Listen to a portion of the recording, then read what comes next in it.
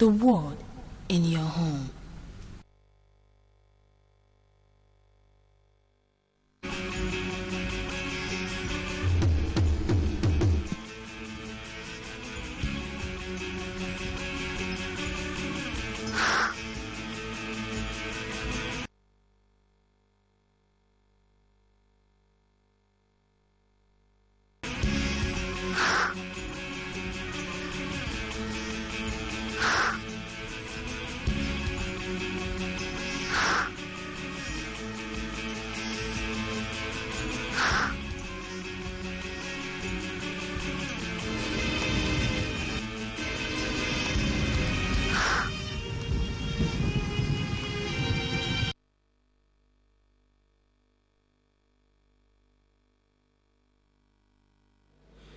Beautiful good morning to you, great people of Abia and Nigeria at large. Good to welcome you to your one-stop breakfast program on MCLtv. Good morning, Abia. Ojabwa is my name.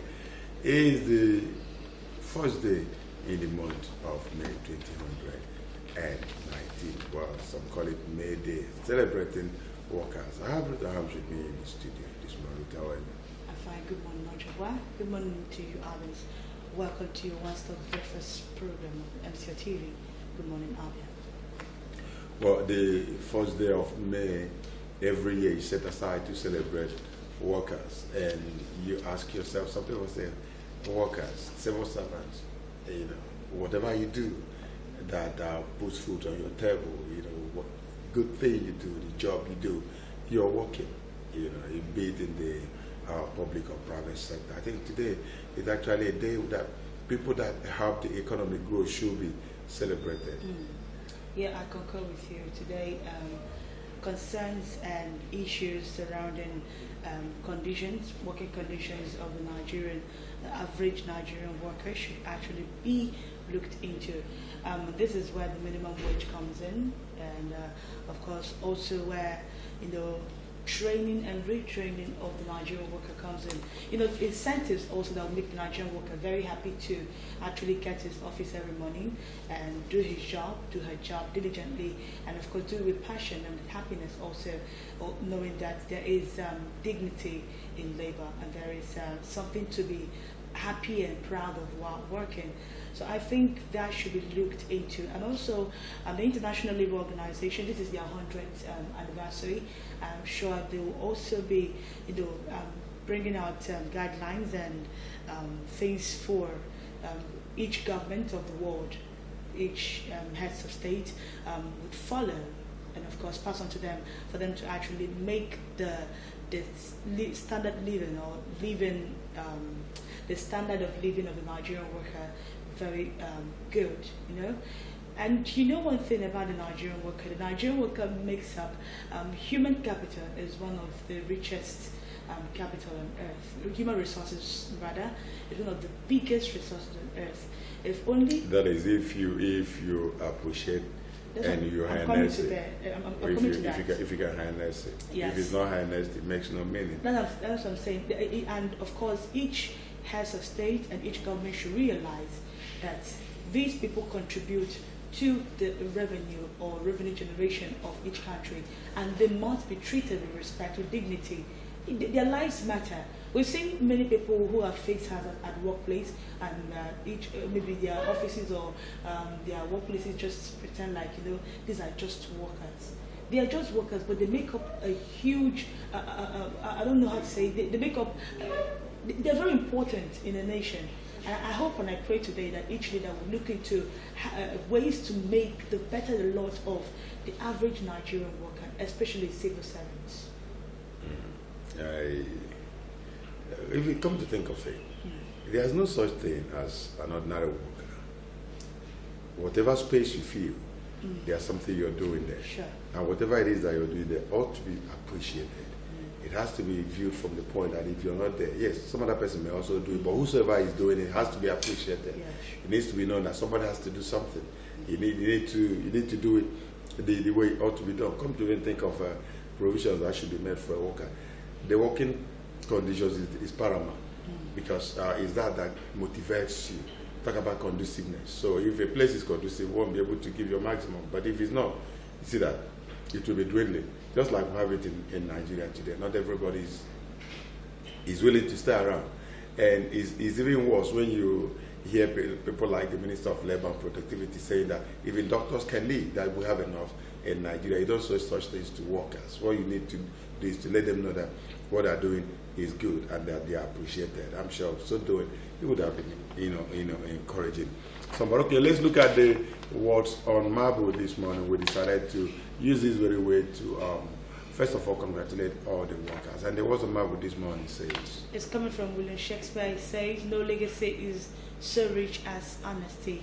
No legacy is rich or so rich as honesty. William Shakespeare, the literary icon. Yeah, bringing it down to what we said earlier about workers. Leaders can really leave legacy behind by doing that, which they should do honestly, as it has to do with workers. So today, workers want to let you know that this is dedicated to you out there as you mark this holiday today, to celebrate workers across the nation. It says no legacy is so rich as honesty.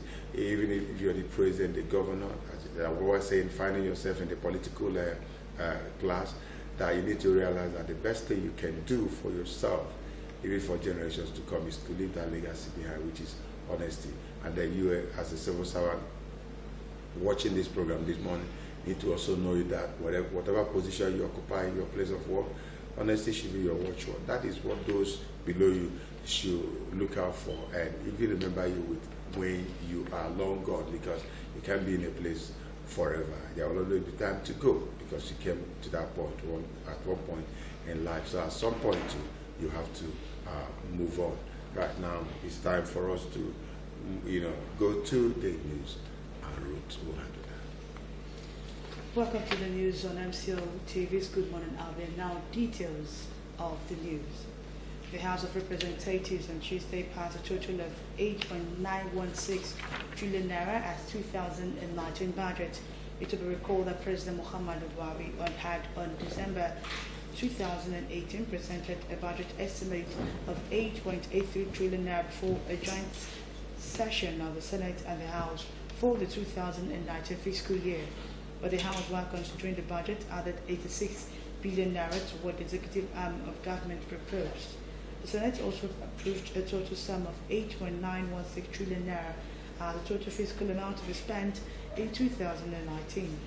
The approval of 8.916 billion naira by the Senate is above the figure of 8.83 trillion naira 2019 budget presented by President Muhammadu Buhari to a joint session of the National Assembly on December 19, 2018. The approval followed the consideration of the report of the Senate Committee on Appropriations presented by the Chairman, Senator Danjuma Goje, ABC, Gombe Central. The development is coming 4 months after President Muhammadu Buhari presented a budget of 8.83 trillion naira before a joint session of the National Assembly. And the Central Bank of Nigeria, CBN, has dismissed the alarm raised by governors that the economy may relapse into recession by the middle of next year. Zamfara State Governor Abdulaziz Yari, who doubles as chairman of the Nigeria Governors Forum, NGF, urged incoming governors to brace for another round of recession. Governor Yari made this known at the opening of a 3-day retreat for returning office governors and governors-elect in Abuja on Monday. By the CBN Deputy Governor, Economic Policy, Joseph Nnanna, who represented CBN Governor Godwin Emefiele, dismissed the governor's claims at the public presentation of Spring 2019 edition of Regional Economic Outlook Rio by the International Monetary Fund in Abuja. Nnanna noted that, in quote, since the third quarter of 2016, when Nigeria started coming out of recession, they have embarked on tight monetary policy in all its ramifications. He said that the major problem afflicting Nigeria's labor sector is more of underemployment than outright unemployment, because majority of Nigerians are employed one way or the other, but they are functioning below capacity, arguing that they are engaged in the informal sector, which is not performing optimally, as well as huge infrastructure deficit. Infrastructure is a major constraint to economic development and growth. And the International Criminal Police Organization, Interpol, has provided the Economic and Financial Crimes Commission, EFCC, with an application that will enhance intelligence sharing and the tracking of organized crimes, including money laundering and terrorism financing. The Interpol, which receives billions of information yearly, will assist the anti-graft agency to set up a database. The system will help to detect and interdict stolen and illicit funds by criminals. The application comprises a database to be supervised by the National Central Bureau (NCB), which is an interface between Interpol and national law enforcement agencies of countries between I-247 Gemini Project Global Communication System. The application will be managed by its Information and Communication Technology Department. A statement by the acting head of media publicity, Tony Orilade, said the acting chairman of the commission, Ibrahim Magio, witnessed a demonstration of the new application at the EFCC's headquarters in Abuja. The statement also said that Interpol's project officer, Noha Ahmed, who led the delegation to the global police, disclosed that the United States was funding the project in 4 African countries, and the countries are Nigeria, Niger, Mali, and Libya.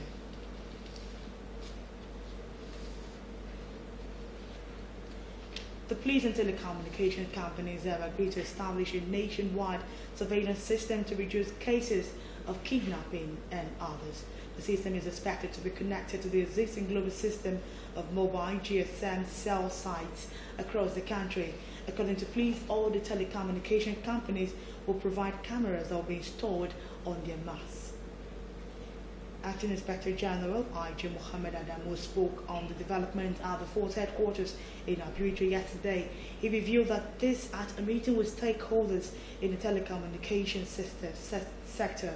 The IG, who was represented by the Deputy Inspector General DIG in charge of Information and Communication Technology, Godwin Wobodo, said interventions will help curb the rate of kidnapping, which is said has reached an alarming and embarrassing level. He said, in quote, the advent of global system of mobile GSM communication in Nigeria brought about a lot of positive innovations, including integrating the country into the globalized world. On how the partnership will work, the IG said, in quote, the intervention from the MPF and sister security agencies will necessitate partnering with telecommunication companies in deploying a nationwide surveillance system via the existing GSM cell site. And the Minister of Labour and Employment, Dr. Chris Ngige, has described President Muhammadu Buhari as the most labour-friendly president, saying he signed the minimum wage bill into law and doused labour's restiveness occasioned by unpaid salaries. He commended that what he described as the resilience of Nigerian workers and their contributions to national development, noting that Buhari had been able to address the agitation of the workforce through provision of bailout funds to state governments for the payment of salaries. The minister in a statement said that the theme of this year's May Day celebration aligns with the vision of Buhari's administration to improve workers' welfare and build a buoyant economy capable of creating abundance for the people. Ngige, in the statement is signed on Tuesday, also sent warm felicitation to the Nigerian workers on the occasion of the 2019 Workers' Day. Abia State Government has promised to revisit construction work along major roads of Obohia, Port Harcourt, Ohanko, Ngwa roads, and neighboring axes of the Abia metropolis. And this disclosure was made by the Commissioner for Information, John Okiyikalo, on MCLTV's breakfast program, Goodmorning, Abia. The report.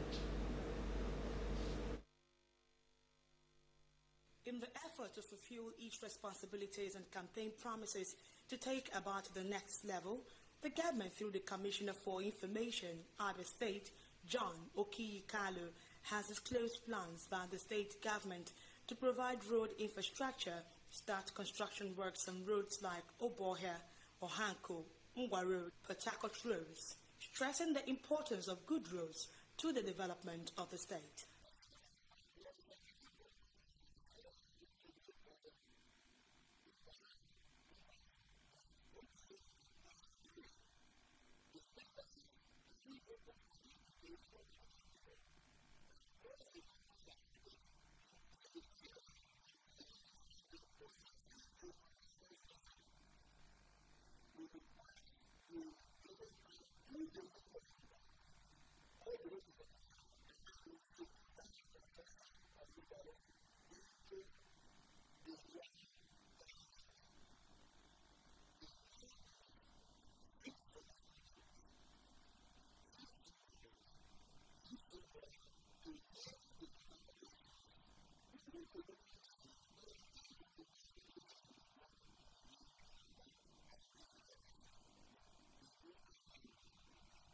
He explained government's reasons for the restriction of movement of tricycle from 7 p.m.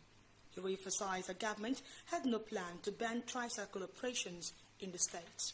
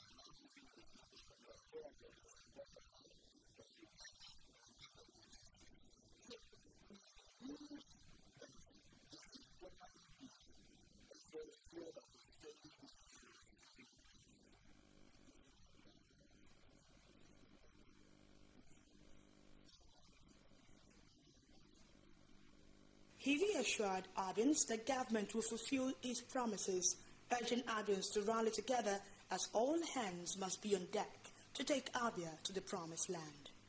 Ruth Ohams, MCL News.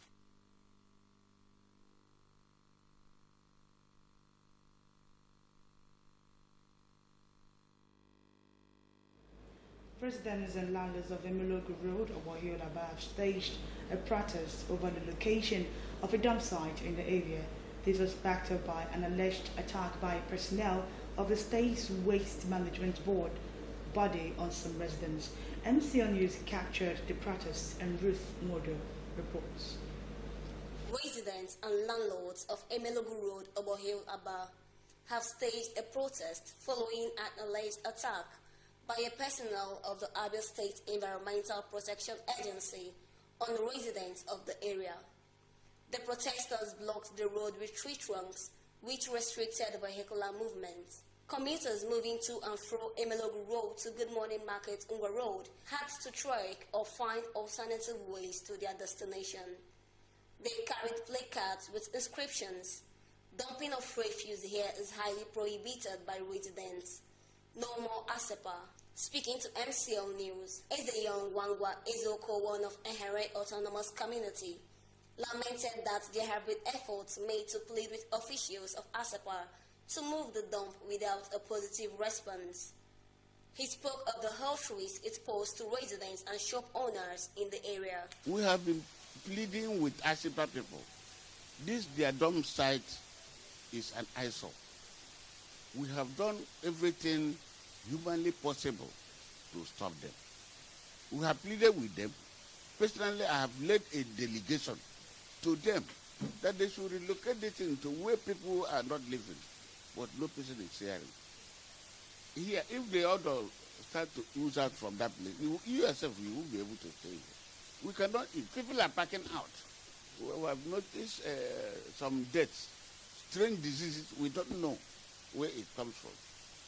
One woman died there with a lot of boys. One other woman died with a lot of boys. We don't know. Well, I have tried as much as I call the ASEPA manager here. You cannot get him. I have called the secretary. Secretary is the person who used to respond. They promised me even before this coming that they would move. That was last year. Nothing is being done. Some of the respondents who spoke off camera lamented the foul smell from the dump site and the inability of authorities to fumigate and properly treat the dump site. They stressed that many have relocated from the area owing to the negative effects of the dump site. Others who spoke to MCL News stated that the area has also become a hideout for criminals. Yeah. We've been faced with a lot of things, a lot of challenges. Our children are being raped, we are being beaten up when we go to dispose our bins. They cannot no longer control the odor of the refuse bin. And because of that, the residents and all the landlords and landladies of Emelogu Street are here this morning to tell them that we no longer need them here. I will get the landlord in wool like that. The tenants be below. One is Waba, one is Waba. Nah, and now, let them remove this place. This place. Look at what's happening within this place. We vote there, we pay our taxes, we do everything that is pertinent to draw the attention of the government to this place, and yet nothing is happening. And that's why everybody here is really out, and we think this is the last time and it should end.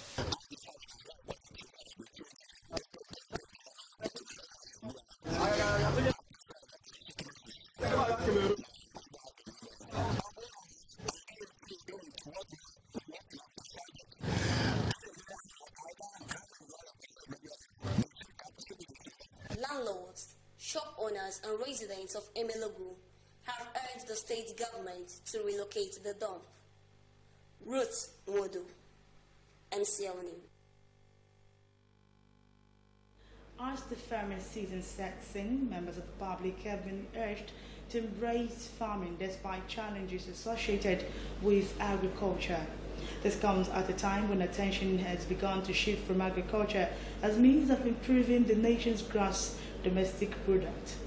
The report.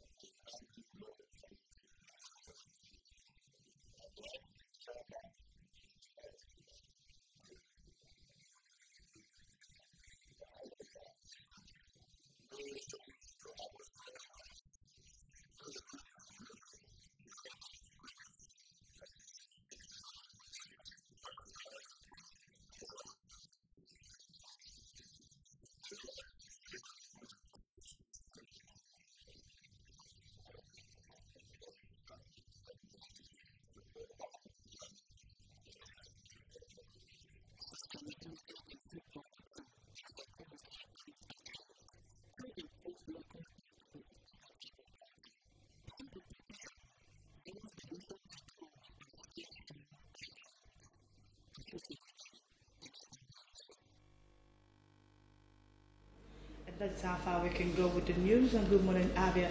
But more news will be coming your way with the newspaper review after the break. Don't go anywhere.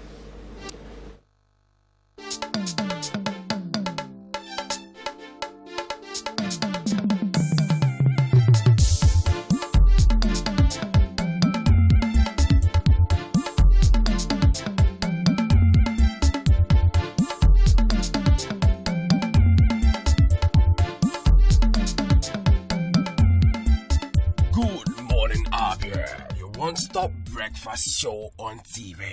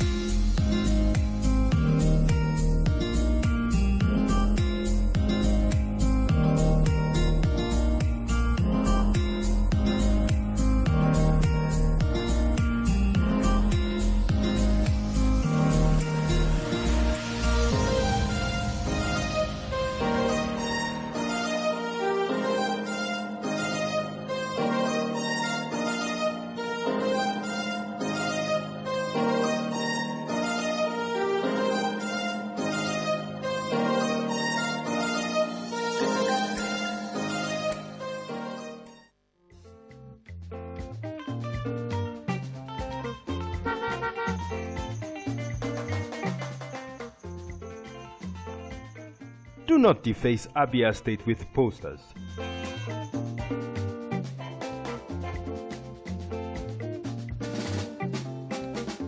Do not defecate on our streets. Do not litter Abia State.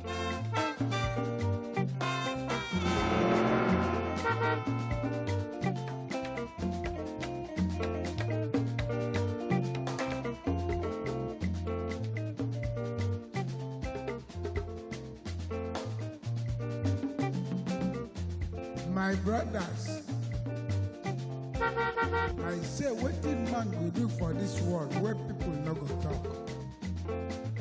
If you chop, Do not urinate in public places. you no chop, dem go talk. Wetin make we do for this world?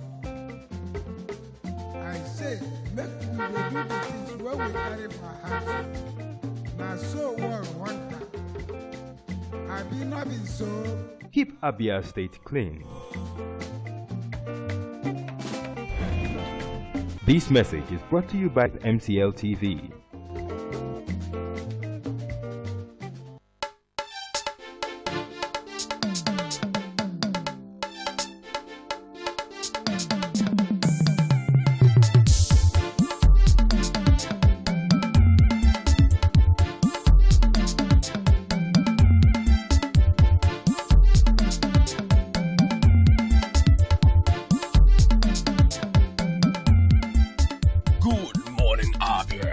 One-stop breakfast show on TV.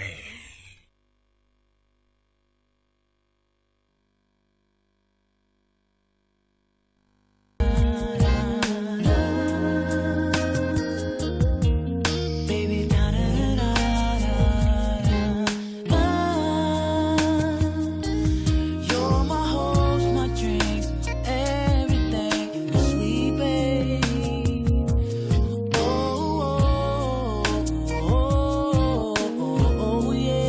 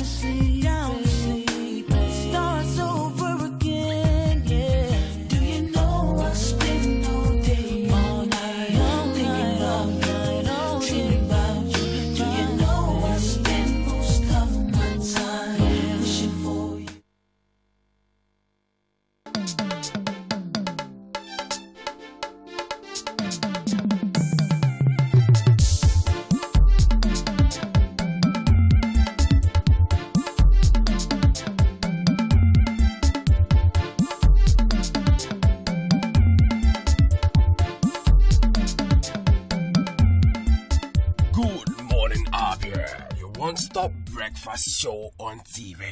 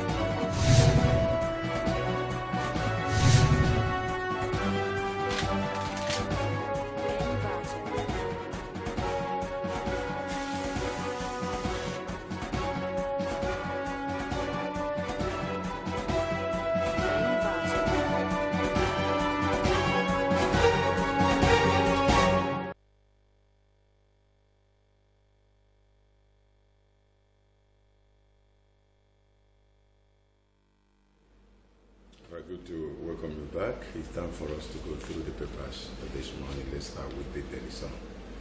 Senate jacks up 2019 budget to 8.91 trillion naira to create IGP on security next week. The story is on page 6. Senate jacks up 2019 budget to 8.91 trillion naira says to create IGP on security next week. Alleged drug offenses. Saudi grants Buhari's request on Zena. Frees woman whose luggage criminals planted drugs. And Senate to probe circumstances surrounding arrest. The story is also on page 6. Right, Imo West, Okorocha storms court over certificate of return is on page 12. Okorocha storms court over certificate of return. Healthcare delivery wiki bags NMA Merit Award. Story you find on page 38. At May Day, Saraki Carlo others salute workers. Go to page 8 and see more on this May Day celebration. Talk about our civil servants, and that's going to, that's actually happening today.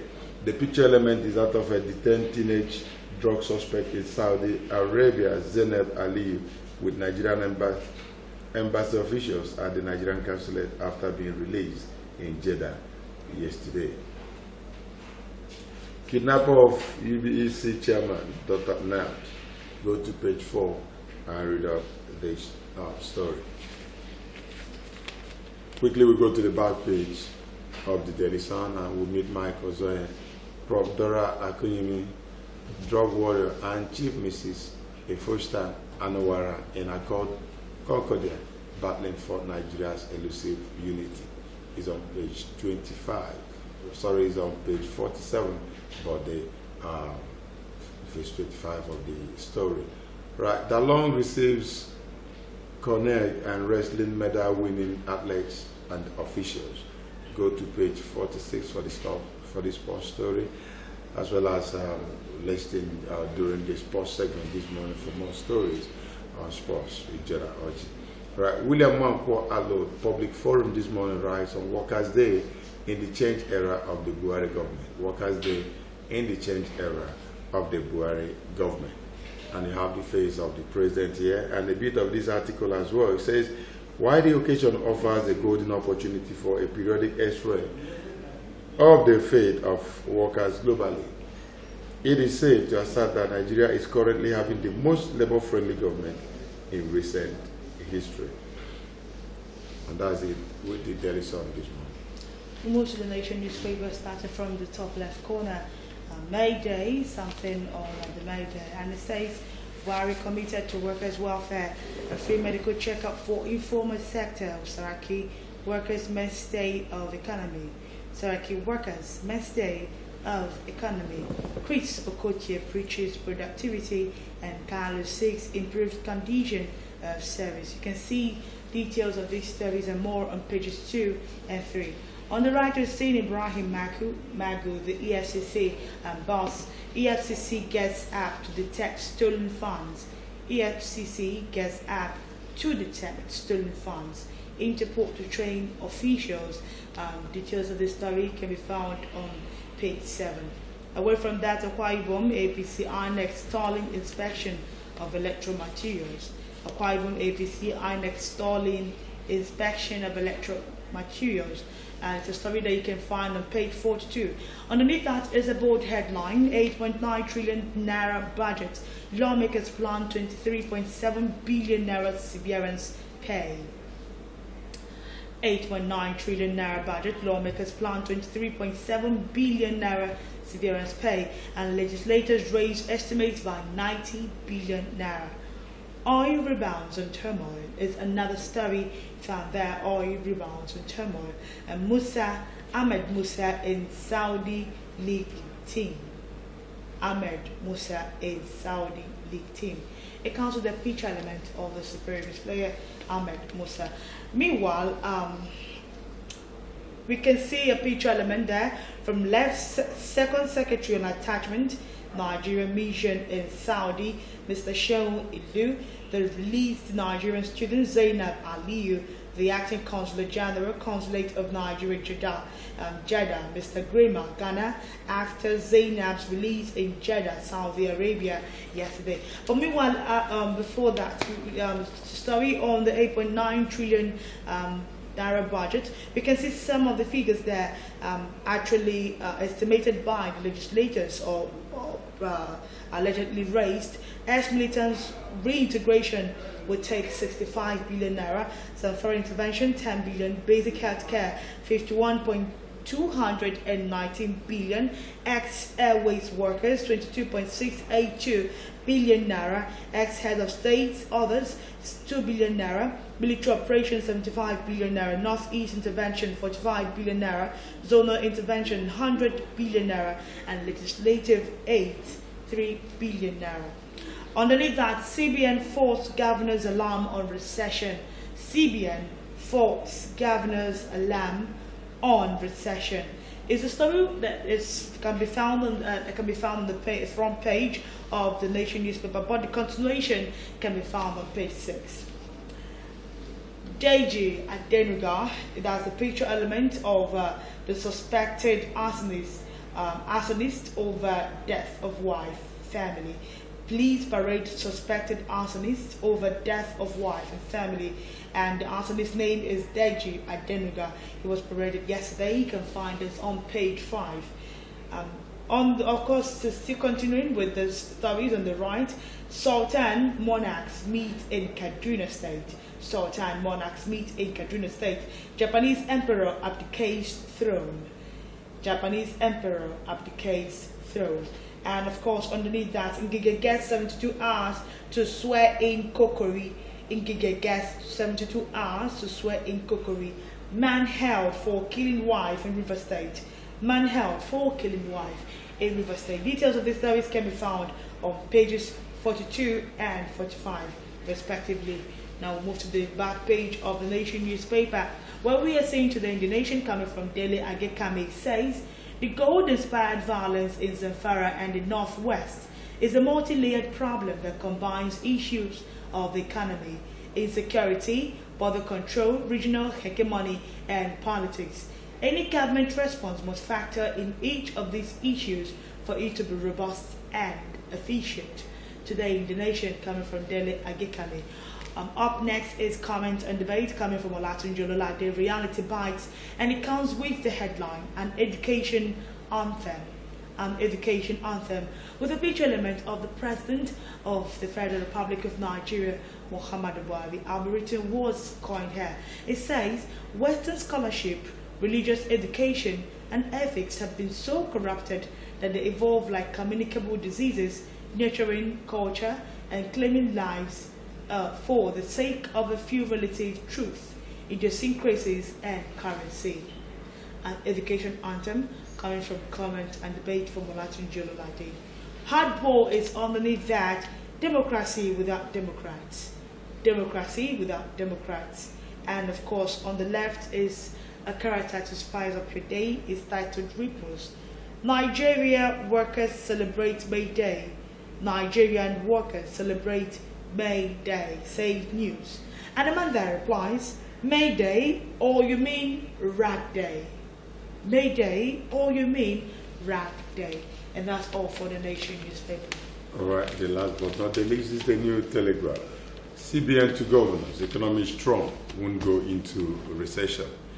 Raise riots add to banks on mutilated naira notes. Right, federal government, states, local government share 617.560 billion naira match allocation. That's on page 10. Kidnap UBEC chair, total regain freedom. Go to page 7 for the story. Transcorp wins Afam power plant with 105.3 billion naira bid. Is on page 4. You see the story. Stock market shareholders lost to 714 billion naira in April. Rest of the story is on page 5. Alleged drug trafficking. Saudi frees Zeneb after Buhari's intervention. Story is on page 6. All right, moving down, we meet the major headline this morning. It says Saraki Dogara senators reps get 24.6 billion naira severance. NAS approves 160 billion naira for minimum wage increase. And Parliament to transmit 8.92 trillion naira budget to Buhari Thursday. Okay, debt benefit to civil servants. Police gobs 5 billion naira. Story is on page 4. 1,071 Nigerians killed between January and April, coming from the Inspector General of Police. The story is on page 10. And this other one is 767 persons killed in the north.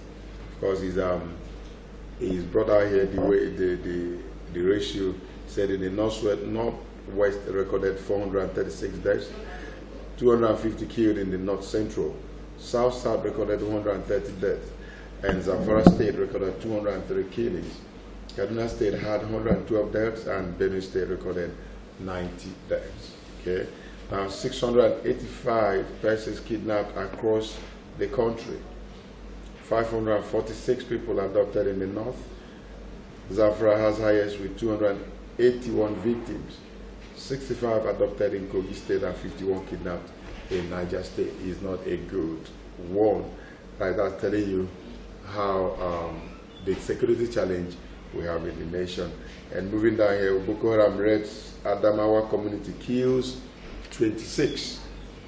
Cultists clash, claims 3 in Ebonyi. Train kills 4 in Lagos. Family of 6.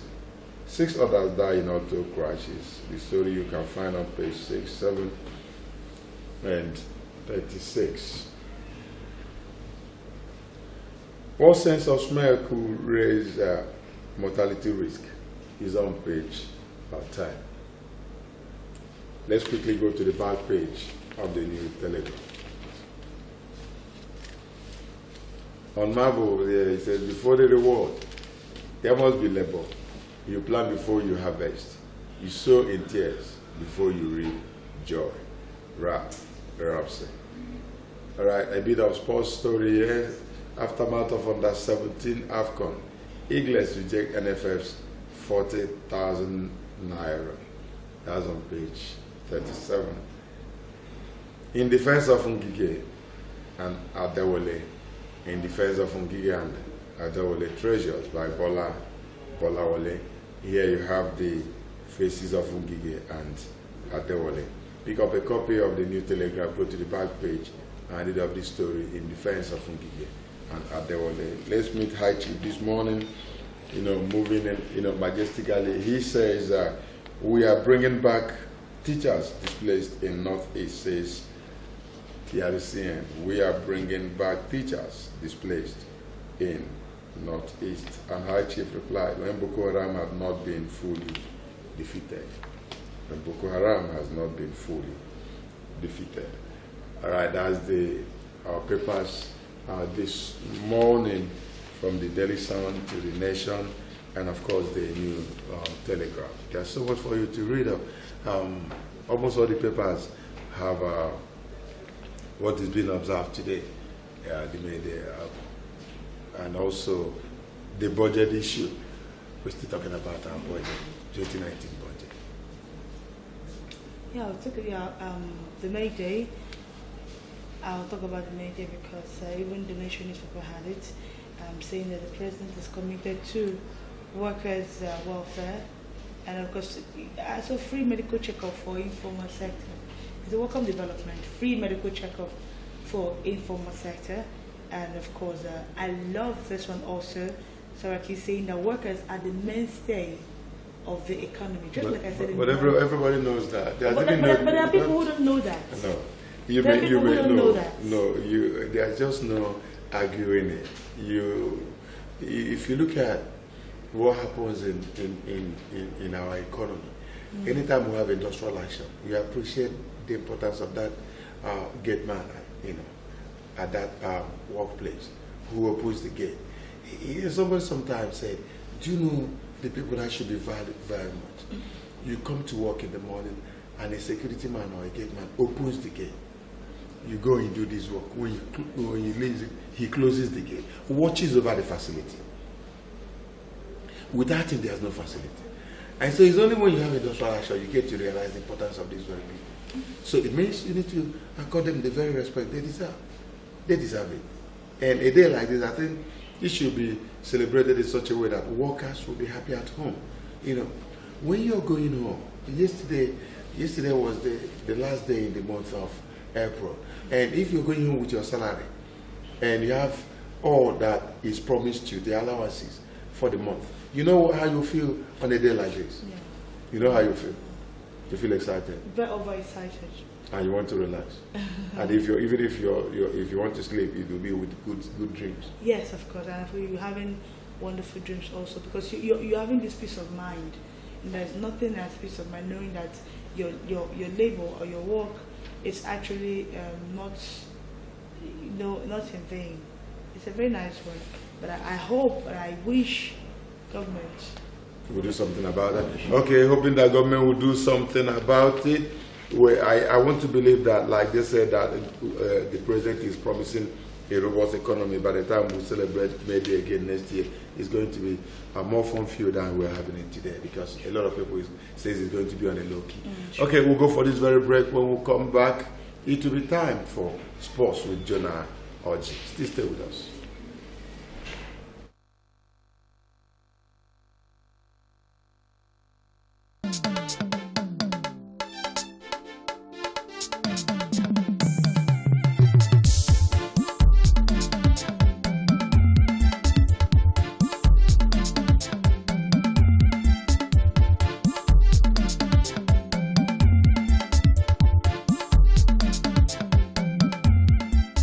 Good morning, Abia, your one-stop breakfast show on TV.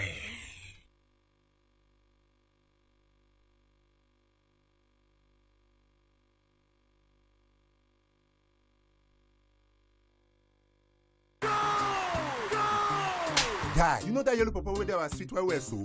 Wait, which one? That one where they trip for me? Now my babe now. Free me, job. If you not get money, hide your face. I hide my face. Come, now me you talk like that. Guy, I be big boy. You see this TV so? You know how much I buy am? 200k, see this one. You are poor like don't show the market rat. True, now me they call market rat. See all those Gucci and Pate where hush puppy they show for Instagram so. Now me buy am for am. Guy, you know e-money na my boy. Money where you dey spray, now me give am. See this one oh, you know that Linda Cage house for Banana Island? Now me dash her. That one a house? Maybe you know OBO Davido. That 30 billion where dey your account, now me borrow am. Forget it. You see that snake where swallow jam money? Now me send them. Now CBN they go next. Tuale Baba. Ah hello, Tuale. Where is they? True? Bros, you just had a lie. Eat them my back. Hey, what did you do?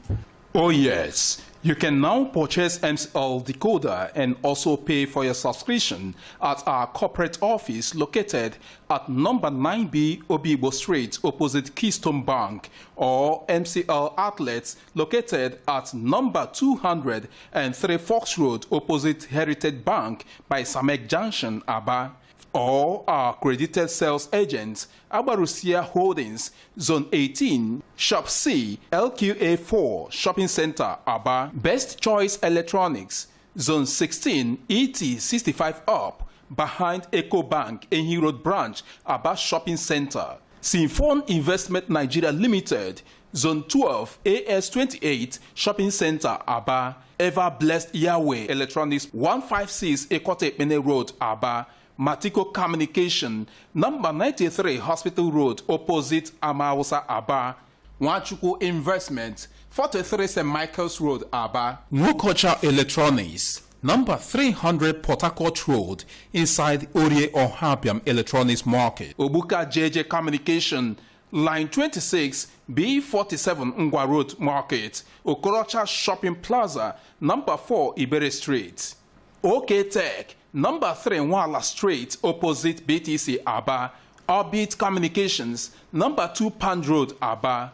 For payment of subscription only, you can visit our accredited agents, Best Choice Electronics, Zone 16, ET65 up, behind Eco Bank, Ehi Road Branch, Aba Shopping Center. Ever Blessed Yahweh Electronics, number 156 Ekote Mene Road, Aba. Matiko Communication, number 93 Hospital Road, opposite Amausa, Aba. Nwokocha Electronics, number 300 Port Harcourt Road, inside Orie Ohabiam Electronics Market. Chris Bank Communication, 232 Orata Road by Express, Aba. Branch Office, number 560 Port Harcourt Road by Flyover, Aba. For inquiries, call our customer care on 07032 980089. MCLtv, the world in your home.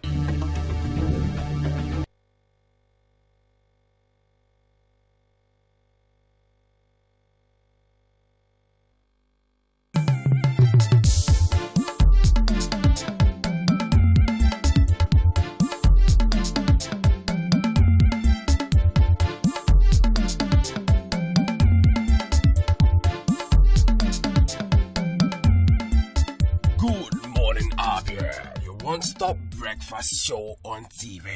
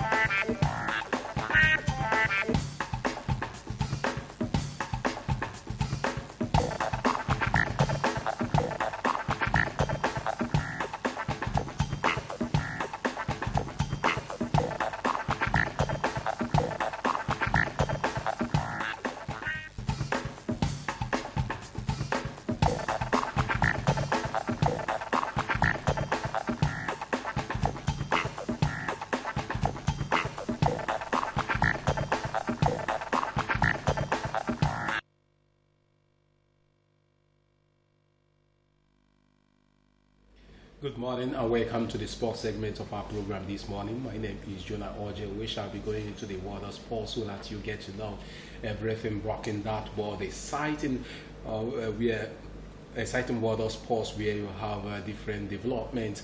All right, we want to start with table tennis. Where Nigeria is actually doing well. Various athletes that actually representing Nigeria in the various table tennis championships are really doing well to make sure that that name Nigeria is known in the world of table tennis. I want to tell you that following the successful staging of one of the elite tournaments in the world, the African Table Tennis Federation, ATTF, backed by the International Table Tennis Federation, has awarded the hosting right to Nigeria for the 2019 ITTF African Cup and Club Championships in August 2019. According to the president of the Nigeria Table Tennis Federation, ATTF, Khalid El Sahi, it was Nigeria's pedigree in staging one of the continent's colorful tournaments that prompted the ATTF Executive Council to give the West African nation the nod to stage the tournament. He expressed optimism that more players would feature in the tournament, as most of them will be using it as a tune-up to the 2019 African Games in Morocco, which serves as Tokyo 2020 Olympic Games qualification. So we actually want Nigeria to host those tournaments, and during the tournaments we actually want them to make sure that they claim the title. Remember that the last time it was staged in Nigeria, Aruna Quadri was able to win the championship. This time again that it will be hosted by Nigeria, we want various athletes that will represent the country at different categories to make sure that they come off victorious at the end of that tournament. All right, away from that, now we go over to football, where Nigeria Football Federation has actually appointed former Super Eagles captains JJ Okocha and of course Kanu Nwankwo, as well as former player of Super Eagles of Nigeria Tijani Babangida, as scouts that will actually take a look at various players in Europe and bring them into the fold of the Super Eagles of Nigeria. Kanu Nwankwo and JJ Okocha, together with Tijani Babangida, we actually know how they were able to give their 100% commitment to the Super Eagles of Nigeria, and they were outstanding in their playing days when they actually donned the colors of Nigeria at various competitions. So appointed them as scouts that will be able to come Europe to see various good players that will be incorporated into the Super Eagles squad. Is a good step there taken by members of the Nigeria Football Federation. And recognizing our ex-internationals this way will also give the present players who are actually playing for the country, that motivation to give their best, remembering that even tomorrow that they will be recognized by the country that they have given their best to. So it's a good thing there. All we want Coach Kanu Nwankwo and of course Tijani Babangida to do is to make sure that they bring the best talent that will help the Super Eagles of Nigeria to get where they want to get to. During the 1994 During the year 1994, Nigeria was known as the best African team, and also they were fifth in the world. That is during that time that FIFA actually brought out their ranking. So we want them to give their best to make sure that Nigeria reclaimed its glorious position in Africa and also in the world. Away from that, now we travel to Europe, where it happened in the UEFA Champions League yesterday. I couldn't, leave. They removed their leg from firing on all cylinders as they defeated Tottenham Hotspur by 1-0 just at the backyard of the Spurs, that is White Hart Lane.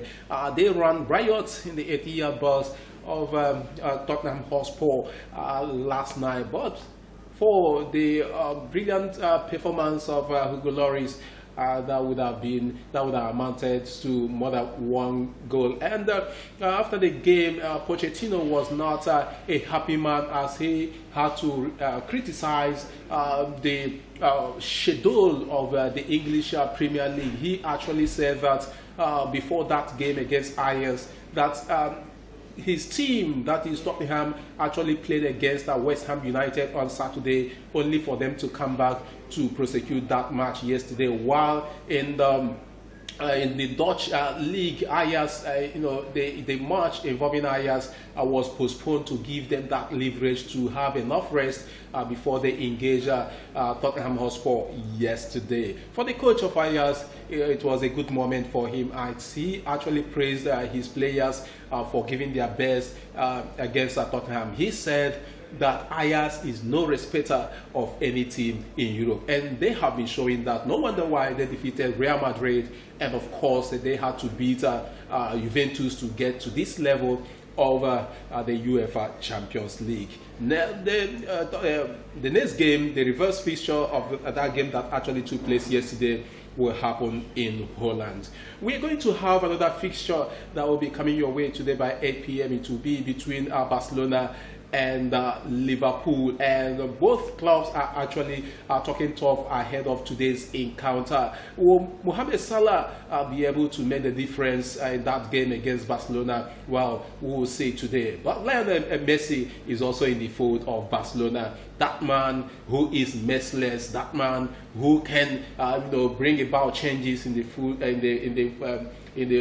game of football. He can also dictate the tempo of the game. Well, we'll see what will happen between Barcelona and Liverpool today. The coach of Liverpool, that is Jurgen Klopp, is saying that they have all it takes to run it over Barcelona in today's encounter, while Barcelona, the coach of Barcelona, Vevet, is actually saying that he believes his players, especially Messi, will make the difference in today's game. That will be by 8 p.m. Nigerian time today. So you do well to tune into that match and enjoy yourselves. All right, with that, I want to hand you over to Ojoba. All right, thank you very much, Jonah, for this sports update. We'll go for a break. When we return, it will be time for our discussion this morning.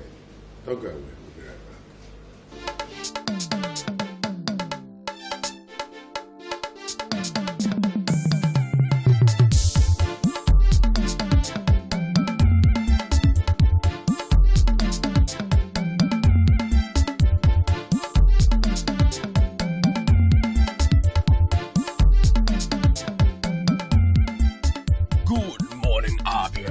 One-stop breakfast show on TV.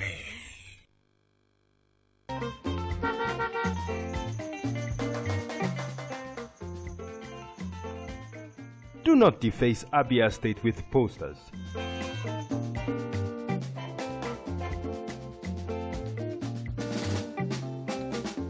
Do not defecate on our streets. Do not litter Abia State.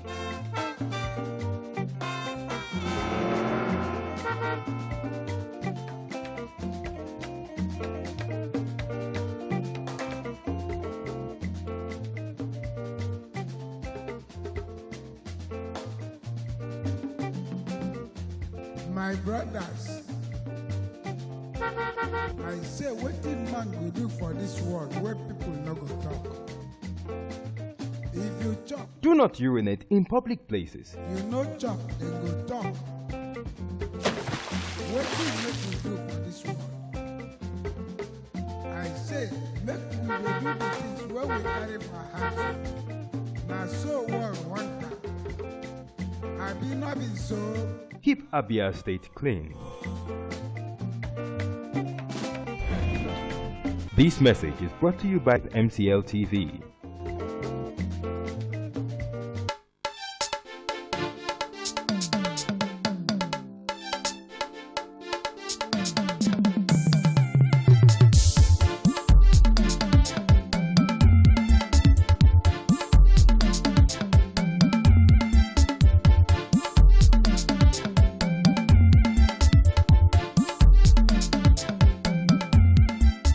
Goodmorning, Abia, your one-stop breakfast show on TV.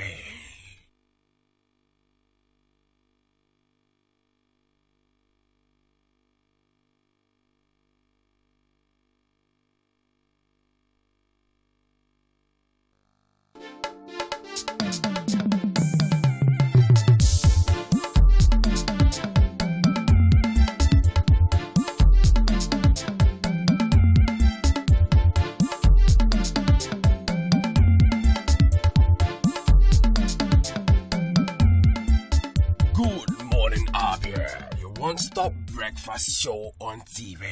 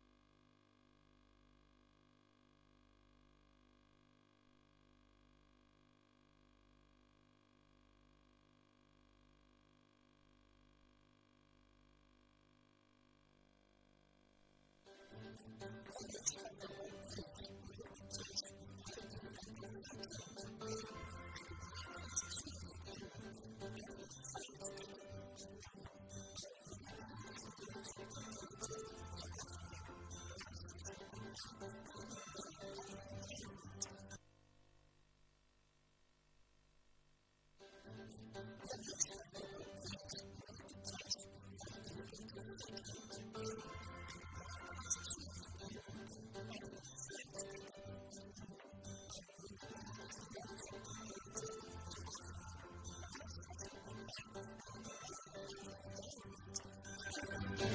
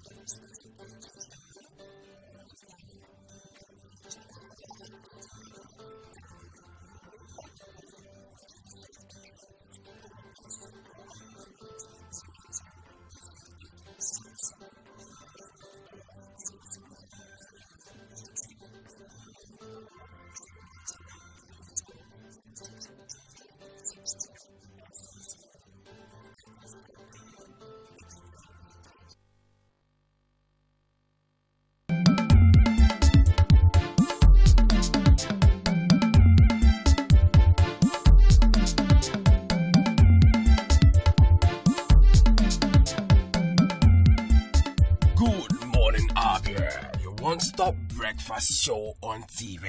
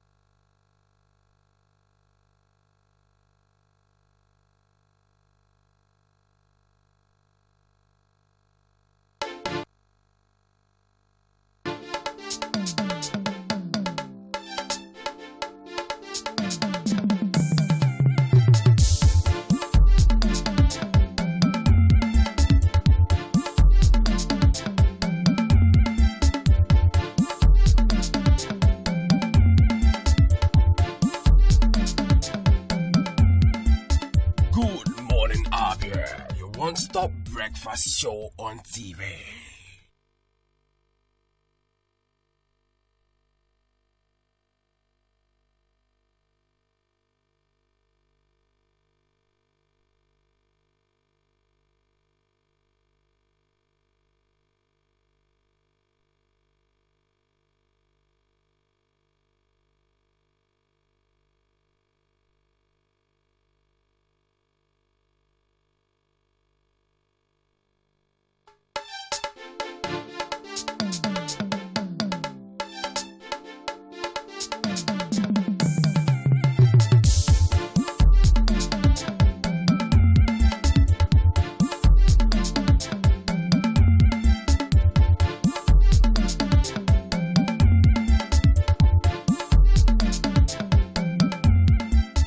Goodmorning, Abia, your one-stop breakfast show on TV.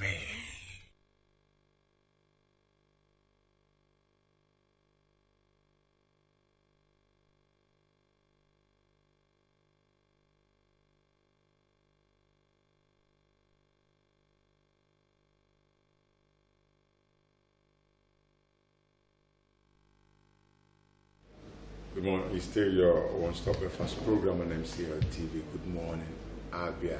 Welcoming you to our discussion segment this morning. Of course, when the issue of former Chief Justice of Nigeria started, Walter Onohin, a lot of people had called it a child's play, but more people attributed political undertones to it. But eventually, the man is out of office, and even his name removed from the list of eminent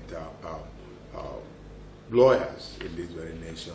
And you know what that means? It serves as a lesson to a whole lot of people. And so today, I want to take a look at the Assets Declaration. For some time now, Sarah have been coming up with the idea of even the president and past president Assets Declaration to be reviewed. That of the governors sitting, and before that issue also be reviewed so that we will know where we are. Well, you know what SARAP stands for. They are a non-profit, non-government organization that believes in transparency, especially here in Nigeria. And this call is one that everybody have said it should be heeded to. This morning, we're going to take a look at their demand for transparency in Assets Declaration using Onohen's case as example. I have in the studio this morning Barrister Pascal Onyago. Good to have you, sir. Thank you. Good morning, audience. And also with us is our own brother who is always there with us, a comrade. He's a civil rights activist talking about Uche Emeko. So it's good to have you this morning. Thank you, and good morning, Abia. Now, viewers, let's welcome you, and from the onset, you're going to be part of this program at the right time, because we're going to have the line opened so that you'll be able to tell us what you feel about this very discussion. But let me start first of all with you, Barrister Pascal. Yes, today is, before we get into our discussion, today is Workers' Day, 1st of May. Now, how do you feel about it? Thank you, Hodge. I mustn't forget to salute the Nigerian worker. Yes. Their resilience, their patriotism. In fact, I also add their docility. It's unfortunate that somebody is celebrating Workers' Day in an empty stomach. Celebrating Workers' Day without welfare. Celebrating Workers' Day without even the so-called governments thinking about them. You know how much time it took, intrigues and infighting, for the Nigerian government to approve the 30,000 naira national minimum wage, which is neither here nor there. And more ridiculous is the fact that the 18,000 in some states are being owed for over 18 months now. And somebody is asking a worker who has not received his pay to come and celebrate. Celebrate what? Celebrate poverty or hunger or penury or want, or celebrating in the midst of plenty. Nobody is smiling. Somebody who calls himself a politician will earn a certain amount that nobody even knows how much. Not to talk of other things. And recently you are aware of the fact that a certain legislature in this country, Bayelsa State Legislature, Assembly, have the guts to pass their so-called bill that they are going to end life pension and emolument for coming out to state jamborees for 4 years or 8 years, or as the case may be. And somebody who has spent almost his lifetime working, and if you are fortunate enough to live to your retirement age, nobody cares about you. The pension is neither here nor there. And you are talking about May Day. Well, let's clap for penury. Let's clap for want. Let's clap for stampeding and intimidating the average Nigerian worker. Rana Emeku, however you want to look at it, today is Workers' Day. No matter the condition, which is up to us to describe it at the moment, is May Day, and it has to be celebrated. So, what's your take? Yeah, my take is that no matter the outlook, I think May Day is worth celebrating. You may not celebrate, maybe the good welfare of the workers, but one thing is certain, that the worker is also recognized as a being, as one who has also contributed his quota in national development. May Day becomes a conscionable activity. I think for me that is it, because when we look back, Karl Marx was the person that brought initially the issue of the sufferings of the ordinary worker, who the owners of means of production will exploit to make their profits. So let us continue to celebrate them until maybe one day it comes into our conscience to also recognize them as the bakers and of the bread and layers of the golden egg. That's my own. Yeah, thank you very much. That's a good way to describe a day like this. I'm sure watching at home, viewers will be excited that no matter the situation, somehow the right thing has to be done. Today is May Day and it has to be celebrated. Workers ought to be celebrated. Now let's begin to reconcile it to what we're discussing today. Now, are you a legal practitioner? I'm sure if we go back to that very day when the issue of Onahen came up, when before we knew it, it was already there in the air. Suspension have already been declared by the president that Onahen should step aside. Before you could tell other things, his trials, and now he's removed. Why? Access declaration. A civil servant as well, going through this. At the tail end of his work life, he has gone through what we're seeing today as a disgrace. Now, SERAP have decided to pursue that of the president, the governors, all their assets declaration should also be looked into so that we'll begin to get it right. Even as we're celebrating today, Workers' Day, we'll be able to look back and say, yes, we've gotten it right. As a civil servant, by the time you're retiring, you're going to have it neat and clean. No, so if, as we have it today, Onahen being disgraced because of assets declaration and the SERAP's call for that of the president, can it be achieved too the way that of Onahen was achieved? That the president's assets declaration could be reviewed and that of the governors, and the right thing told the people, not when that person, or not when some people say we chanted. So how can we achieve that in the civil service? Thank you, Mr. Moderator. This is the contradiction of life. Like you rightly said, when the issue of Onahen's asset declaration came up, we discussed it here severally. Yes. And it's unfortunate that it turned out the way it did. Ab initio, non-asset declaration is an offense in our statute books for any civil servant, public servant. And it is a criminal offense. Again, if you declare, it's also an offense. Unfortunately, the chief law officer of the Federation, as he then was, Walt Onahen, publicly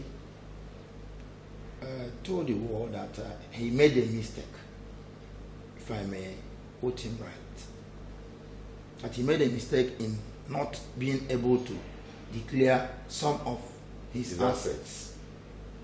That's an offense. And in law, mistake is not a defense. It's not an excuse, which he should know.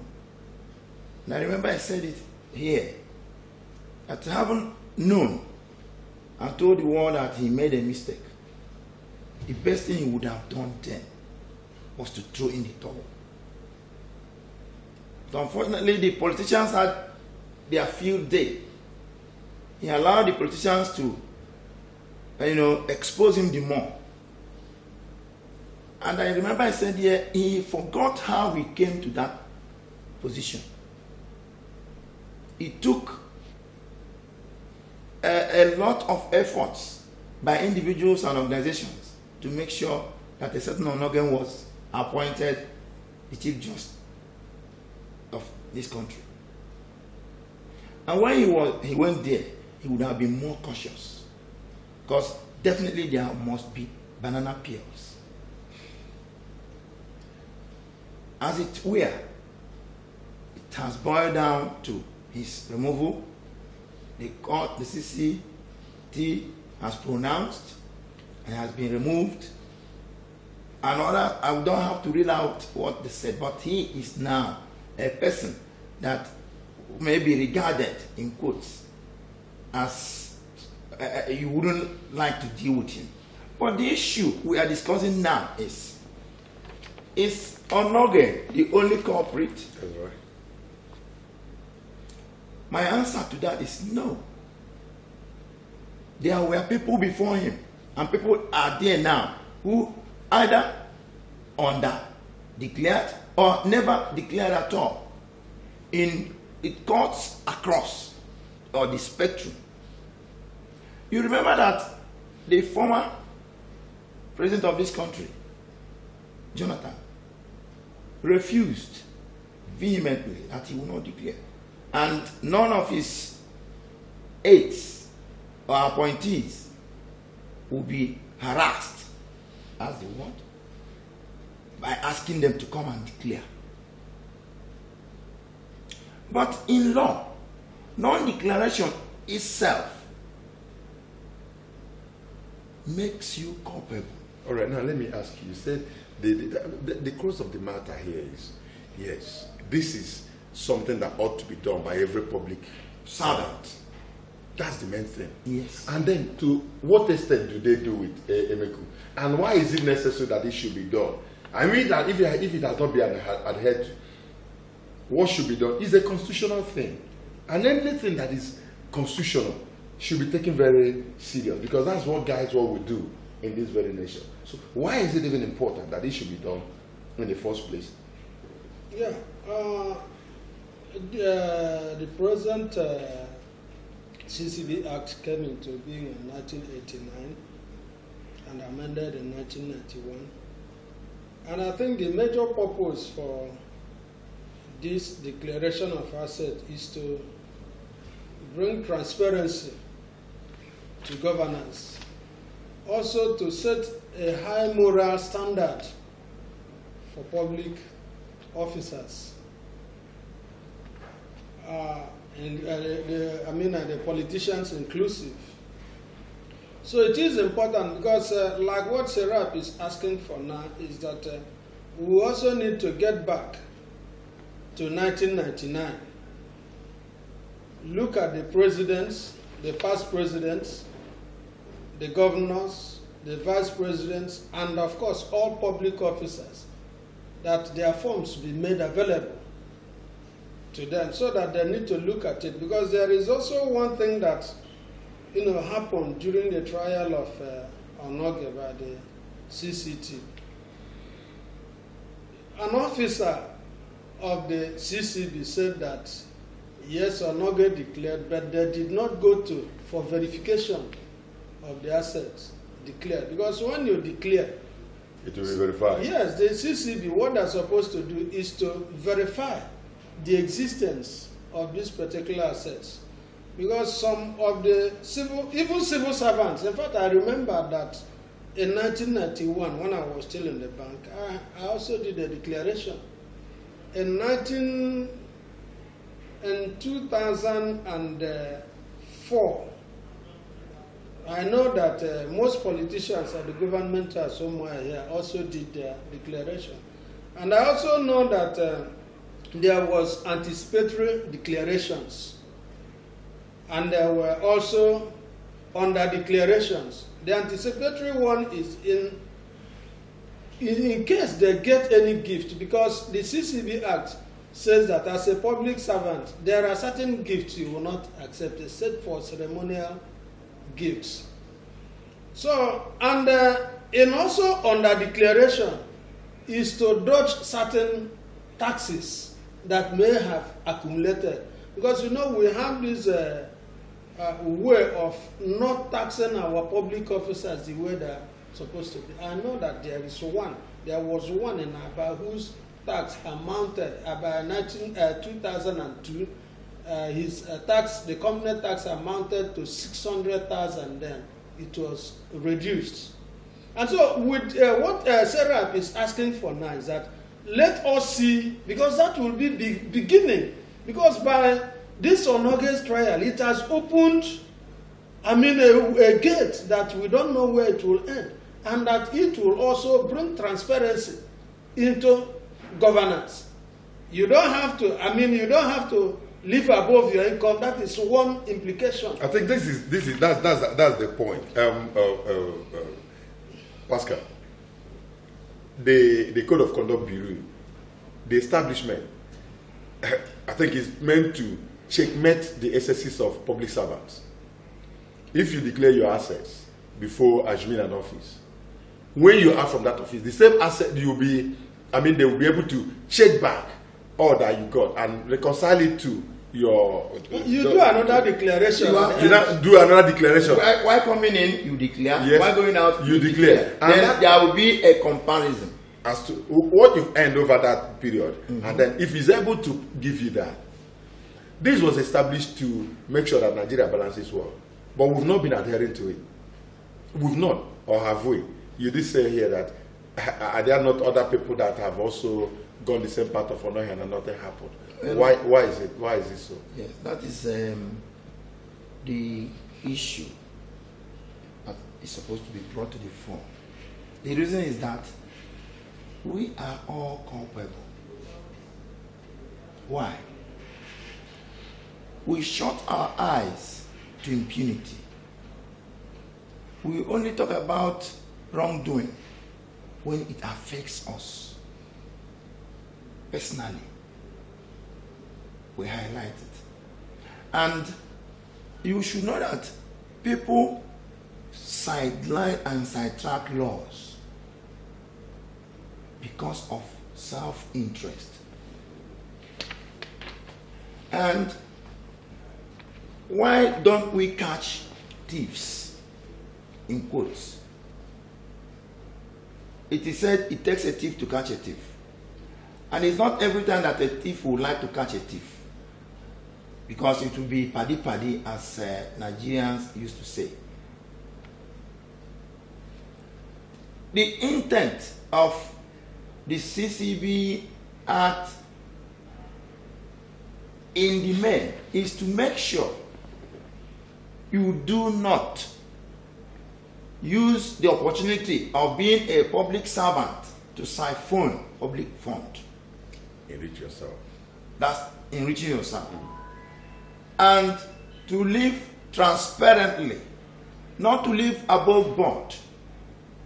If your salary is 1 million naira a month, we will know what your tax will be within that 1 month. In 1 year, we will know what it will be. We will know all you must have spent and know the difference. Now, we will know what is going to be your kind of asset with that kind of salary or allowance. How does under declaration come in? It comes in to forestall a situation where, like he said, you receive what they call gift. But the law says a public servant does not receive such gifts. You know the case of David West. In a Senate crime, you don't do that. The moment you do that, you will be jailed. And if there was any accusation of that sort, you will resign. You throw in the towel. It's not in this crime. Here is when you are appointed, people who look upon you to spend people's money, public fund, so as to announce your arrival. But this law came in to forestall it, to checkmate. Yet, people know how to sidetrack it and get to where they are going. And that is why I said, is Onoge the only culprit? No. All right, now, a lot of people have been doing that and getting away with it because nobody had the guts. Nobody had that transparent, like Sarah is asking. People are saying Sarah, people that are in Sarah that they don't have anything doing. If they have something doing, why are they asking for all this? People who no. But somebody have to start something for it to become part of the system. Talking about the will. Now let's come to this aspect. Because if we just discuss what they are doing and what they are not doing, we're not getting to it. How do we come off the share where we are in at the moment? This corruption that has so eaten, so deep into our fabrics that we can't even recognize something staring us in the face. A positive thing at that too, like Sarah, like this their demands, like most other civil societies, organizations that are pressing for these things to be nipped to the bud so that Nigeria could be a better place. Now, when you look at the statement you just brought, that's the statement of most people that are on the other side of this very argument. ISRAP is not serious. ICPC is not serious. EFCC is not serious. We keep tagging these names to all these institutions that is actually meant to uphold the dignity of a people like our nation. How can we arrest it and begin to reap the full benefit? All right, our viewers will have to join us at this point because time is fast spent. We're going to open the line right now for you to be part of this discussion. You can ask your questions or make any contribution you so wish. Pascal Onyago or Uchemeke will be able to answer any question you ask, but that will have to be after this time. Don't go anywhere. We'll be right back.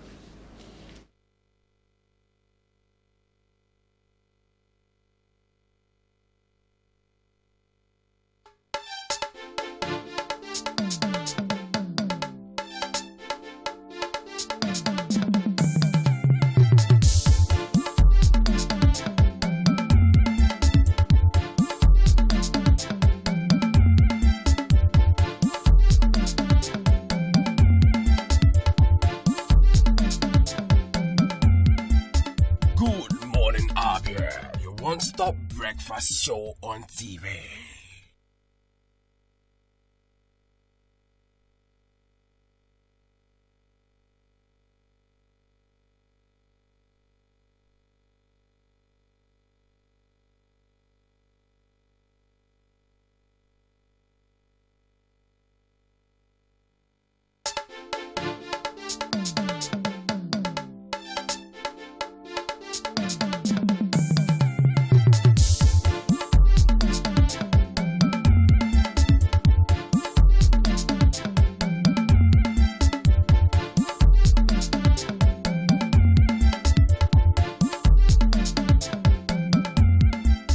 Goodmorning, Abia, your one-stop breakfast show on TV.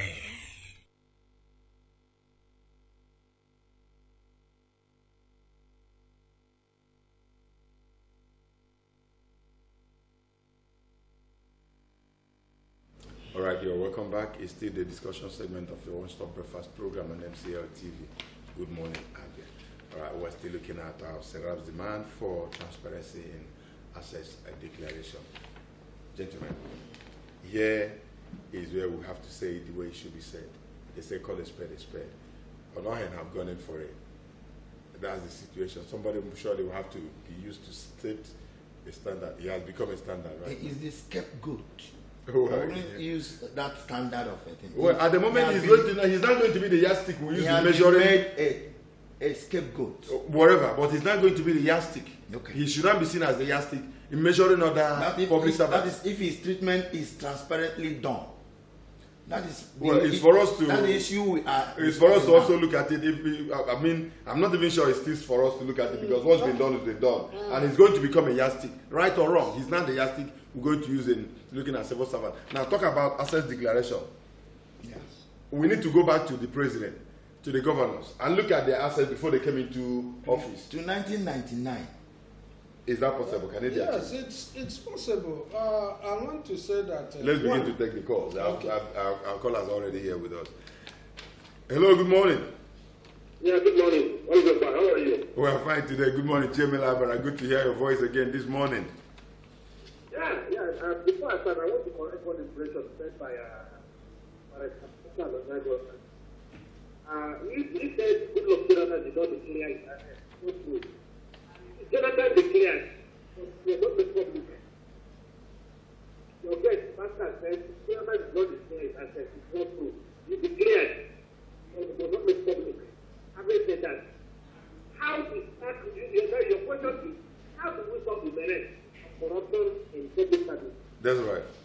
Number one, Somebody like Oshomole, who was a labor leader, who was a mayor civil servant, and now he became a governor, and this mansion in his village, the mansion that is a tourist attraction.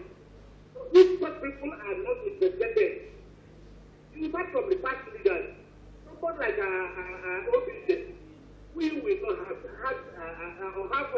poultry farm, and the poultry farm is already so common, and now it is one of the biggest in Africa. And after being the president of Nigeria, he built a mansion. It is not question such people. The people that are doing the thing now has not been affected. It is when it comes from the past leaders. That is when the incoming one is not affected. So if you want to start for people that are on service like Goodmorning, you're talking people now that are in service, you're wasting your time. So we must start from the past. And get to the present. This is the problem with this. So the answer to your question is that start from the past and come to the present. Thank you very much, sir.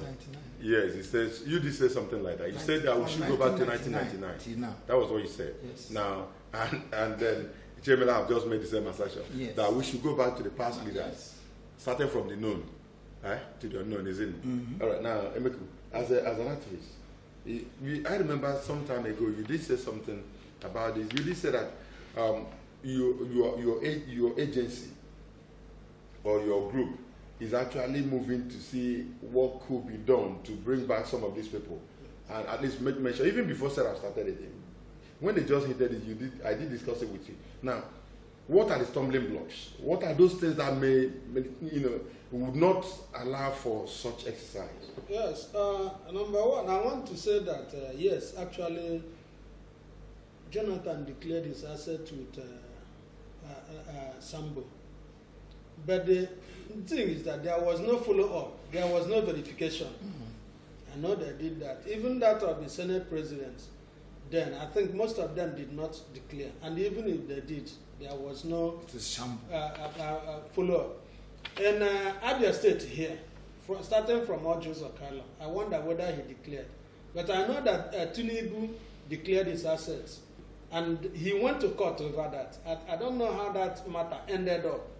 Remember when Obasanjo was there, he took him on that because of the political differences that were having then. Now, having said that, Serap is asking for 1999, and we ourselves also has said we want to go into this thing. But one of the things that has been a stumbling block is the fund and the public trust. One, the fund to carry out this project, because what you are looking at something that will take a lot of money. You have to do some letter writing, you have to do some lobbying of those who are supposed to give you this thing. Remember what Sarah did now was to write to CCB using the Freedom of Information Act, which hitherto was not in existence. So there was a lot of, problems getting around this thing. And then you need also volunteers, those who will volunteer information. Remember that the case of Onoge was as a result of another non-governmental organization blowing the whistle on him. That was, even though that the speed at which they did that thing, is somehow suspicious. But then it has also achieved its purpose, and it is good. Like what we were saying, we are no longer looking at the transparency of the process, but we are looking at the achievement of this thing. And if Onoge has any case, anything to say about the manner of judgment or whatever, he can do so. For instance, the chairman of the CCT has a 10 million naira or 10 billion naira charge against him. So by that, because you cannot, with a dented hand, you cannot be a judge over any person. God is the judge of the universe because he is clean all throughout. There is no way you can fault him. A criminal cannot. I am not saying he's a criminal, but a criminal cannot sit in judgment. Yes. No, I say a criminal cannot sit in judgment over another criminal or suspected criminal. I didn't say, listen to what I'm saying. I said, since he has a question mark on his integrity, which the CCB Act is all about integrity of the system. And you're saying, what is the, the bottleneck first? Yes. Those who will take up this matter, how transparent are they? All right, now, how transparent are they? I think that's what Pascal have been trying to establish. Talking about using the word scapegoat. When you use the word scapegoat, it means, you're just. He has been slaughtered at the altar of so-called non-declaration. Is it possible for us to achieve going back to 1999 to start the prostitution? Thank you. It is possible. How? If we have the willpower, if we have the political power, it is possible. But first and foremost, the problem of this country is that nobody wants to blow this whistle because nobody wants to die for something that is positive. Most of us like to die for inordinate things, things that don't edify. That is what some activists call, let me put it in a layman's view, illiterate accumulation of wealth. And cornering people's wealth. That is what we are interested in.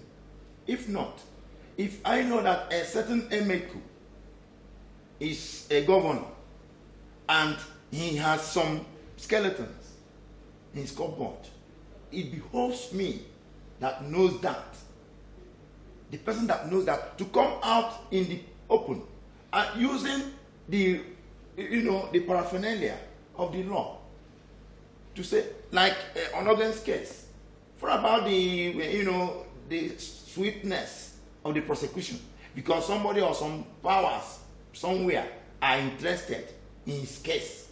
If not, this wouldn't have come up.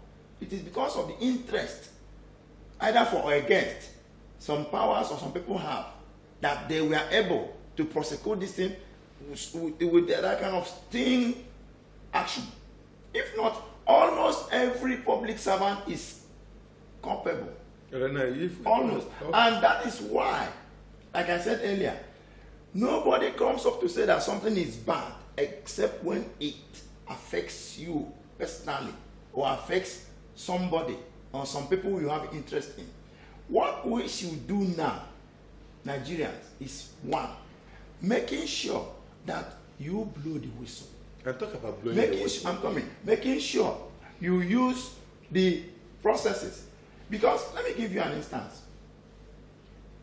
Some governors, if not all of them, are supposed to be languishing in jail for at least not even conducting local government elections. That alone, but we see it as nothing.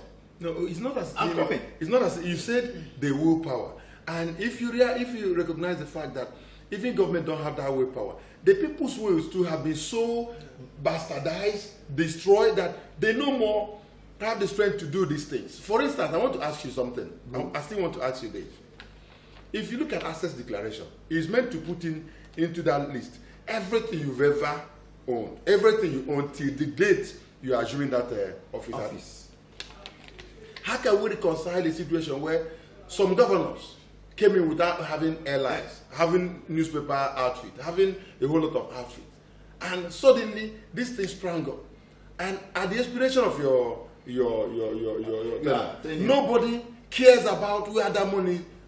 Thank you. And that is what I'm saying. Is it not somebody that went through whatever declaration or non-declaration you made? Is it somebody that will verify? Is it not some organizations that will be saddled with such issue to verify what a certain Pastor Onyado wrote when he was coming in? Is it true? Is it verifiable? If it is it for or against? Am I quoting what somebody somewhere owns as my own, or what we call anticipatory declaration? Those people that will do that will come to a certain hour. Look, we know that this thing you did is not the property no. What is our own? Keep back. Thank you. Where comes the civil society? Yes. And also reconciling to how other nations have been able to build their nations. Because if we continue to let things move the way it is in Nigeria, we don't have a nation. Yes, the civil societies are there, and that is why we say those with unquestionable character should also join. Those whom God has blessed can also use their money if they are against this kind of monumental ill against mankind, because this is terrorism against mankind. So where the civil society comes in is this kind of move that Serap is making. For instance, even here in Abia State here, we had a situation where a student was denied his 1 million naira. And up till now, the thing is not going the way it is going. But I intend to bring that matter up. I'm not going to allow that matter. Whoever thinks, even those in the ministry, whoever thinks that I'm going to allow it, no. Just yesterday, I raised up that discussion at a forum. And today, we are also going to meet again. We are going to go into it. One of the things that has been hampering our movement, like I said, or that matter, is because of funding. And so we are trying to see whether we can raise money on our own, not because we intend to benefit, financially from the thing, but to ensure that those who are the hand of affairs will also be transparent, so that every other person, will have to enjoy, his God's given resources here, either intellectually or scholarly or any other means at all. And so we are trying to, get these things, and we are collaborating. I am calling, there are so many organizations, like Inter Society, I am in touch with them, I've been talking with them, the Coalition of the Southeast-based Human Rights Group, all of them know of this matter now. So we are coming, we are gathering momentum. So whoever thinks that that matter has been swept away, no, I don't think so. All right, now, do you also think, you will come in here to add it to this one, have we so tribalized these things that if it concerns your townsman, it's okay, it's good, so forget it. If it's from the other side, the person must be dealt with. Now, is what has really bedeviled our society. How do we come out of it? How do we set the system the way it ought to be? It's obvious. When you talk about tribalizing it, it has some negative connotation. But I said interest. Or you prefer the word interest? Yes, interest. Let me, before answering the question, let me go back to what Mr. Emeku said. You know why some people who may have gotten the resources positively are weary of sponsoring some of these moves he's talking about? Majority of the civil societies and the people, that have been, highlighting this, you see that at a stage, it will fizzle out. Why? Let me use the word Nigerians use, settled. When they are settled. Most of them do that to say, you have some skeletons in your cupboard. And when you come up and settle, maybe the spokesperson or the most influential person in the society, the civil society, the thing will die naturally. Another one will spring up. And instances, look at whenever there is election. That is when you know that there are some civil society organizations. Immediately after that, it fizzles out. Everything goes down the drain. Until maybe in the next 4 years, you start hearing they will be springing up like mushrooms. But we need to get civil societies that are working like Serap is doing, that are transparent themselves, that are not for personal aggrandizement, that don't want to line their purses. And again, most importantly, that do not look at the frown faces of politicians with their foot soldiers, because you have been hearing of foot soldiers of politicians. And what does that mean? People that are ready to kill the opponents, maim them, intimidate them. And that is the fear in the average civil fighter.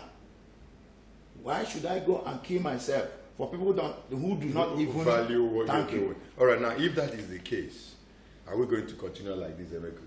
Now, let's look at what happened in what is happening in Sudan. Let's take.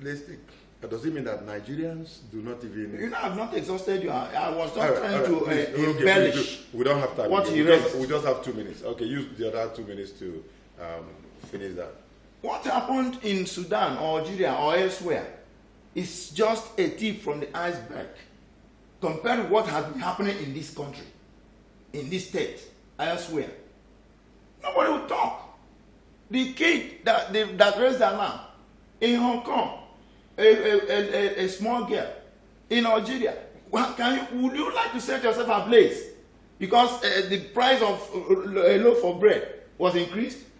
As I'm coming here this morning, I bought fuel at 165 naira per liter in Abia. So if you go out there and start shouting and say, look at this man, a poor lawyer, he cannot make it. Hello? So that is the issue.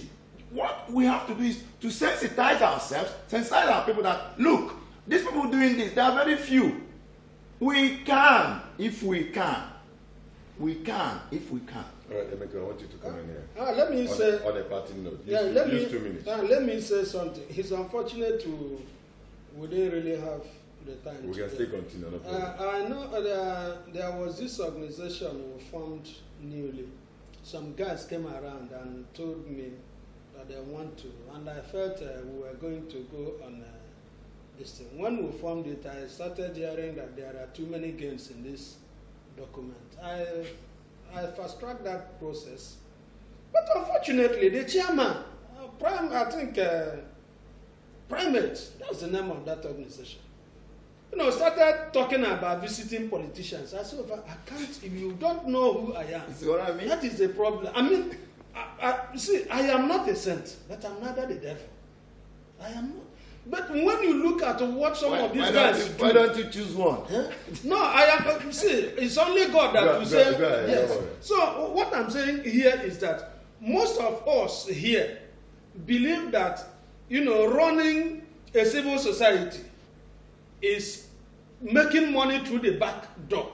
We will get there. After all, even yesterday while we were discussing, there were also some others who agreed with the ideas of the founding fathers of, civil society movement. Those who want the society to be good, and it will be good. And the name I have mentioned, I also want that man also to come and sue me if he thinks I'm saying that. So what I'm saying is this: we will get there.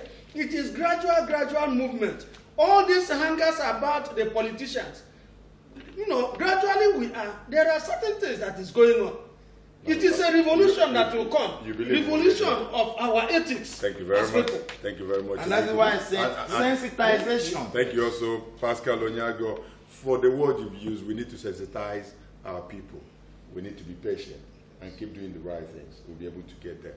And our friend did call, Chairman Abara did call and say that we need to start from the past to be able to know where we're going. We really need to bring to book all the past leaders that have really made this very nation dry. If we get it right, then everything will fall in place. I want to thank you for finding time, Pascal, to be on the program. It's my pleasure. Thank you very much. I know it's always a pleasure to have you. My pleasure, but I will also encourage our people to register with us and find out. Well, if you think you have the heart, you have whatever, even no matter how meager the resources is, try and identify with one of the civil societies. Let's see if we'll be able to get it right. Nigeria surely must get it right. Otherwise, in the next few years, we will have a nation called Nigeria again. See what is happening in Sudan right now. Remember what happened in Algeria and other countries of the world that have gotten change. We need to have change in this nation. Setup may be the starting point, but definitely it's not going to be the end. I want to thank you for being part of the program today. Hope you enjoyed every bit of it. We'll come your way again tomorrow, same time, same station, with another interesting edition of this very program. Onasala Chumabia will be next.